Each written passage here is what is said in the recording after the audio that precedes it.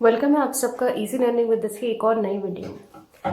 आज जिस figure of speech के बारे में डिस्कस करेंगे या जिन्हें हम पोएटिक डिवाइस भी कहते हैं वो है एपॉस्ट्रोफी और एसोनेंस। तो चलिए स्टार्ट करते हैं। जैसे कि मैंने यहाँ पर एपॉस्ट्रोफी की डेफिनेशन लिखी है, when a speaker addresses someone और something that is not there and really can't be there. इसका मतलब ये है कि जब कोई बोलने वाला किसी को या किसी चीज़ को एड्रेस करे जो कि वहाँ नहीं है और हो भी नहीं सकती। ठीक है, अब इसकी एग्जाम्पल जैसे कि मैंने यहाँ लिखा है ट्विंकल ट्विंकल लिटिल स्टार्स। ये एक पोयम है, नर्सरी राइम है बेसिकली। तो यहाँ पर जो एक बच्चा है वो तारों से बातें कर रहा है। ठीक है, अब भले ही हो सकता है वो उसके सामने ना हो, लेकिन वो ऐसे ये पोयम लिखी गई है कि जैसे कि वो एक सामने उसके इंसान है, वो उससे बात कर रहा है। ठीक है, इंसान हो सकता है या कोई इनएनिमेट ऑब्जेक्ट। ठीक है, अब हमें ये पता है कि स्टार्स से कोई बात नहीं कर सकता, लेकिन हम उसको ऐसे एड्रेस कर रहे हैं जैसे डायरेक्टली हम स्टार्स से बात कर रहे हैं।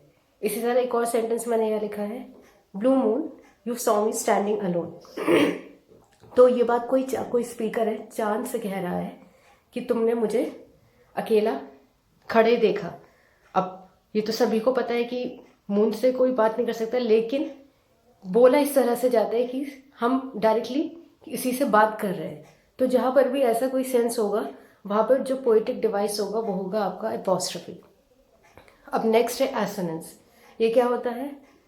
Similarity in sound between vowels और consonants in the middle of neighbouring words. इसका मतलब ये है कि अगर हमने कोई सेंटेंस लिखा है वहाँ पर वॉवल्स या कॉन्सोनेंट्स के बीच कोई सिमिलैरिटी दिखे जो उसके आसपास के वर्ड्स में है, वो भी मिडल में, तो वहाँ पर जो पोएटिक डिवाइस होगा वो होगा एसोनेंस। अब एग्जाम्पल से देखते हैं कैसे। First example is the rain in Spain falls mainly on the plain. अब अगर आप इस सेंटेंस को पढ़े या सुने तो यहाँ पर एक साउंड रिपीट हो रहा है, एन एन एन। रेन में एन, स्पेन में एन, मेनली में एन और प्लेन में भी एन। तो यहाँ पर जो है ये पर्टिकुलर साउंड रिपीट हो रहा है, मतलब एक जैसे से बार बार सिमिलैरिटी दिख रही है साउंड में। तो यहाँ पर जो फिगर ऑफ स्पीच हुआ वो आपका हुआ एसोनेंस। और नेक्स्ट है try to light the fire. अब अगर आप ट्राई देखें, ट्राई आई का साउंड आ रहा है, लाइट लाइट में आई, ठीक है, फायर इसमें भी आई। तो बेसिकली यहाँ पर एक ही जो साउंड है वो बार बार हमें कानों में सुनने को मिल रहा है। तो इस पर्टिकुलर लाइन में जो पोएटिक डिवाइस हुआ वो हुआ आपका एसोनेंस।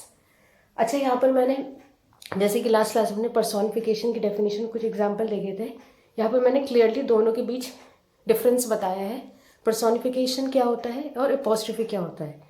जो पर्सोनिफिकेशन होता है वो किसी भी इनएनिमेट ऑब्जेक्ट को ह्यूमन एट्रीब्यूट देता है। इसका मतलब ये है कि अगर कोई बेजान चीज़ है उसको जानदार बना देना, ये हुआ आपका पर्सोनिफिकेशन। और एपॉस्ट्रोफी क्या है? It only addresses them as if they are alive. इसका मतलब ये है कि अगर हम किसी इनएनिमेट ऑब्जेक्ट को सिर्फ एड्रेस कर रहे हैं ऐसे समझ के कि वो जिंदा है, वो अलाइव है हमारे सामने, तो वहाँ पर एपॉस्ट्रोफी है। तो आई थिंक कि डिफरेंस क्लियर हो गया। जब हम किसी बेजान चीज़ को जानदार बना दे वो पर्सोनिफिकेशन हुआ, हम उसको पूरी तरह ह्यूमन एट्रीब्यूट दे देते हैं। लेकिन एपॉस्ट्रोफी में सिर्फ उसको एड्रेस करते हैं, उससे बात करेंगे। ठीक है, तो ये मेन डिफरेंस हुआ आपका पर्सोनिफिकेशन और एपॉस्ट्रोफी में।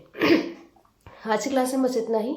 अगर आपको मेरी वीडियो हेल्पफुल लगा हो तो इसे लाइक करें, जितना ज़्यादा हो सके इसे शेयर करें और मेरे चैनल इजी लर्निंग विद को सब्सक्राइब करें। Thank you so much.